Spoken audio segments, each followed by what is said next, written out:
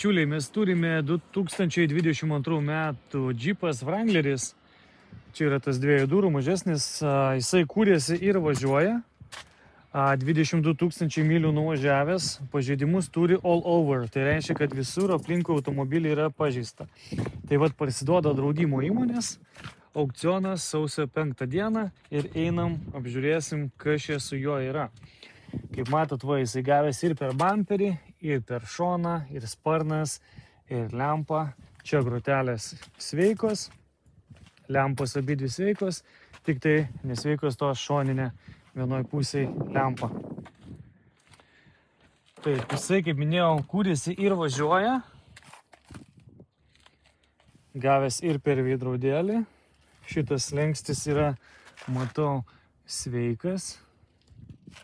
Šonas yra nuvarytas visas. Čia taip pat. Čia gavęs taip pat per šoną. Šiek tiek per kuro bakelį.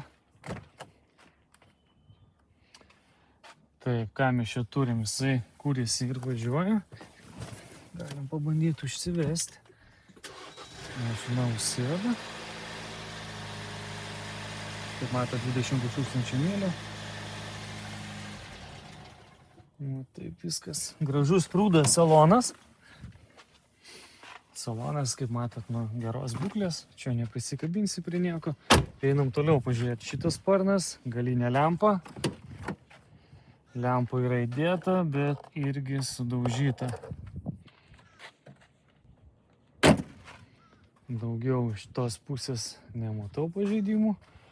Čia bumperis, čia to trūksta tos detalės, po to šitas lenksti, šitoj pusėje irgi yra nulenktas, kaip matot.